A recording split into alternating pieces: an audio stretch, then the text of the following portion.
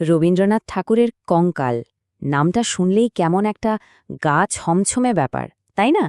কিন্তু এটা কিন্তু শুধু একটা ভূতের গল্প নয়। এর ভেতরে লুকিয়ে আছে প্রেম, তীব্র প্রতিহিংসা আর এক নারীর খুব করুণ এক পরিণতির কথা। চলুন আজ এই গল্পটার ভেতরেই ঢোকা যাক। গল্পটা শুরুই হচ্ছে একটা লাইন দিয়ে, এখানে একটা আস্ত নরকঙ্কাল ঝুলানো থাকত। ভাবুন তো একবার, গল্পের কথককে ঠিক এমন একটা ঘরেই থাকতে দেওয়া হয়েছে ঘুমানোর জন্য, যেখানে একসময় একটা আস্ত মানুষের কঙ্কাল ঝুলত। লাইনটা শুনলেই কেমন শিরদাঁড়া দিয়ে একটা ঠান্ডা স্রোত বয়ে যায়, তাই না? তো সেই রাতে ঠিক কি ঘটেছিল, কিভাবে একটা সাধারণ রাত হুট করে একটা অতি প্রাকৃত অভিজ্ঞতায় পাল্টে গেল? চলুন গল্পের সেই রহস্যময় অংশটাতেই এবার যাওয়া যাক। গভীর রাত, ঘরের একমাত্র বাতি, ওই প্রদীপটা ধপ করে নিভে গেল। চারপাশে তখন জমাট অন্ধকার, আর সেই নিকষ কালো অন্ধকারের মধ্যে কথকের মনের ভেতরে কেবল ঘুরপাক খাচ্ছে একটাই চিন্তা, ওই কঙ্কালটার কথা। হঠাৎ সেই জমাট বাঁধা অন্ধকারের মধ্যে মনে হলো কেউ যেন আছে, একটা অশরীরী উপস্থিতি। তো কথক তখন নিজের ভয়টাকে কোনো রকমে চেপে রেখে জিজ্ঞেস করে উঠলেন, কে ওখানে? কিন্তু ওই অন্ধকারে কি সত্যি সত্যি কেউ ছিল? আর ঠিক তখনই অন্ধকার থেকে ভেসে এলো একটা হাড় হিম করা উত্তর, একটা নারীর কণ্ঠস্বর বলছে, আমি। আমার সেই কঙ্কালটা কোথায় গেছে তাই খুঁজতে এসেছি। ভাবা যায়, একজন প্রেতাত্মা যে তার নিজেরই হারিয়ে যাওয়া কঙ্কালটা খুঁজতে এসেছে, আর এসেছে তার নিজের গল্পটা বলতে। আর ঠিক এইখান থেকেই শুরু হয় ওই নারীর নিজের মুখে বলা তার জীবনের গল্প, তার জীবদ্দশার সব স্মৃতি, যেখানে মিলেমিশে আছে তার অপরূপ সৌন্দর্য, তীব্র অহংকার আর একটা অসমাপ্ত ভালোবাসার কাহিনী। কঙ্কচাপা, কি সুন্দর একটা নাম, তাই না? আসলে এই একটা শব্দের মধ্যে কিন্তু তার পুরো পরিচয়টা লুকিয়ে আছে। ওই প্রেতাত্মা বলছে যে বেঁচে থাকতে সে ছিল কিংবদন্তির মতো সুন্দরী, এতটাই সুন্দরী যে একজন ডাক্তার তাকে সাধারণ মানুষ নাও বলে তুলনা করেছিলেন একটা নিখুঁত দুর্লভ কঙ্কচাপা ফুলের সাথে। তার গলার স্বরে হারানো যৌবনের জন্য কি যে গর্ব! সে যেন কথককে আক্ষেপ করে বলছে, আরে আমার তো শুধু হাড়গুলোই দেখা হলো, কিন্তু ওই হাড়ের ওপর যে আমার ৩৬ বছরের টগবগে যৌবন ফুটে উঠেছিল, সেটা একবারও দেখার ইচ্ছে করে না? কি সাংঘাতিক অভিমান! আসলে তার জীবনটা ছিল খুব একা। সে নিজের সৌন্দর্যের জগতে নিজেই বন্দী ছিল, ভাবত গোটা দুনিয়াটাই বুঝি তার রূপে মুগ্ধ, যতক্ষণ না পর্যন্ত তার এই একা পৃথিবীতে অন্য একজন মানুষের পা পড়ল। আর সেই মানুষটা আর কেউ নন, তাদের পারিবারিক ডাক্তার শশীশেখর। দেখুন কিভাবে ঘটনাগুলো এগোলো। প্রথমে শশীশেখর প্র্যাকটিস শুরু করলেন। তারপর একবার জ্বরের কারণে তাকে ডাকা হলো। আর ঠিক নাড়ি পরীক্ষা করার সময় মেয়েটি অনুভব করল ডাক্তারের নিজের হৃৎপিণ্ডই কেমন ধুকপুক করছে। ব্যাস, এরপর থেকে যেন গোটা পৃথিবীটা ছোট হয়ে গেল। একজন ডাক্তার আর একজন রোগী, এই দুজন ছাড়া আর কেউ নেই। এই লাইনটা গল্পের মনস্তাত্ত্বিক দিকটা কি দারুণভাবে তুলে ধরে। সে বলছে, আমি ডাক্তার হইয়া আপনাকে দেখিতাম, মুগ্ধ হইতাম এবং ভালোবাইতাম। মানে সে আসলে ডাক্তারের চোখে নিজেকে দেখত, নিজেই নিজেকে দেখে মুগ্ধ হইত, প্রেমে পড়ত। পুরো ব্যাপারটাই যেন তার নিজের তৈরি করা একটা কল্পনার জগৎ।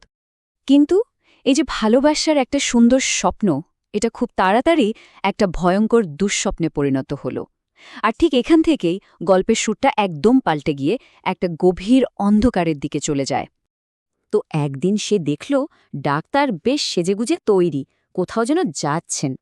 দেখেই তার মনে একটা খটকা লাগল, একটা সন্দেহের বীজ ঢুকে গেল। ডাক্তার নিশ্চয়ই খুব জরুরি কোনো কাজে যাচ্ছেন। আর এরপরই বেরিয়ে এলো সেই চরম সত্যিটা। ডাক্তার তাকে কারণ হিসাবে বলেছিলেন যে তিনি একটা সামাজিক অনুষ্ঠানে যাচ্ছেন, কিন্তু আসল সত্যিটা ছিল তিনি নিজের বিয়ে করতে যাচ্ছেন। ভাবুন একবার, কি সাংঘাতিক এক ধাক্কা! কিন্তু কেন এই বিশ্বাসঘাতকতা? কারণটা শুনলে আরও অবাক হতে হয়। একটাই কারণ, ১২,০০০ টাকা। হ্যাঁ, ঠিকই শুনেছেন, ১২,০০০ টাকা যৌতুকের লোভে ডাক্তার তাকে ছেড়ে অন্য আরেকজনকে বিয়ে করছেন। ব্যাস, এই এক ঘটনায় তার সব ভালোবাসা যেন উবে গেল। তার জায়গায় জন্ম নিল একটা ঠান্ডা হেসে বিরাগ। মনটা একেবারে ভেঙে চুরমার হয়ে গেল, সে কিন্তু ডাক্তারের সামনে একদম স্বাভাবিক থাকার ভান করল, হাসি মুখে কথা বলল, আর মনে মনে ছক কষতে লাগল এক ভয়ঙ্কর প্রতিশোধের। আর এই ছিল তার সেই শয়তানি প্ল্যান। দেখুন কতটা ঠান্ডা মাথার। সে প্রথমে ডাক্তারের কাছ থেকেই নানা রকম বিষের ব্যাপারে জেনে নিল। তারপর গোপনে সে মারাত্মক বিষ জোগাড় করল। এর পরের কাজটা আরও ভয়ঙ্কর। বিয়ের ঠিক আগে ডাক্তারের পানীয়ে সে বিষ মিশিয়ে দেওয়া। আর সবশেষে সে নিজেও মৃত্যুর জন্য তৈরি হল। এটা ছিল তার কাছে এক ধরনের মৃত্যু মিলন।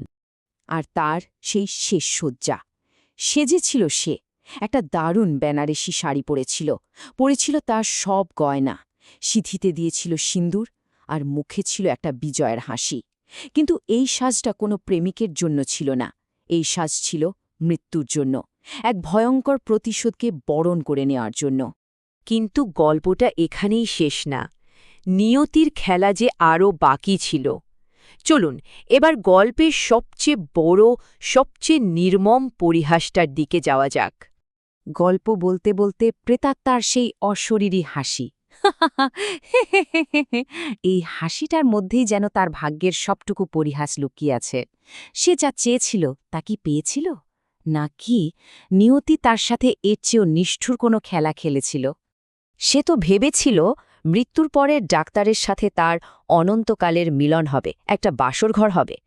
কিন্তু তার সেই স্বপ্নটা একেবারে চুরমার হয়ে গেল। চোখ খুলে সে এক ভয়ঙ্কর কঠিন বাস্তবতার সামনে এসে পড়ল। আর এটাই হলো গল্পের সবথেকে বড় পরিহাস। তার যে অপরূপ সুন্দর শরীরটা নিয়ে এত অহংকার ছিল, যে হৃদয়টা ভালোবাসা আর ঘৃণায় পূর্ণ ছিল, মৃত্যুর পর সেটা হয়ে গেল মেডিকেল ছাত্রদের অ্যানাটমি ক্লাসের একটা উপকরণ। তার যৌবন আর গর্বের শরীরটাকে কেটে ছিঁড়ে তারা হাড়গোড় চিনছে। এর চেয়ে নির্মম আর কী হতে পারে? এরপর ভোরের আলো ফুটতে শুরু করে, আর সেই আলোর সাথেই প্রেতাত্মার গল্পটাও শেষ হয়। আর সে নিজেও আস্তে আস্তে মিলিয়ে যায়। পড়ে থাকে শুধু কথক, একা। তার সঙ্গী হয়ে থাকে সারা রাত ধরে শোনা সেই হাড় হিম করা কাহিনীটা। আর গল্পের একদম শেষে প্রেতাত্মা যেন কথকের মুখ দিয়ে আমাদের সবার দিকেই একটা প্রশ্ন ছুড়ে দেয়, গল্পটা কেমন লাগল? এই একটা প্রশ্নই কিন্তু অনেক কিছু ভাদায়। সৌন্দর্য, বিশ্বাসঘাতকতা আর এই রকম নির্মম প্রতিশোধের গল্পটা নিয়ে আসলে কি ভাবা উচিত?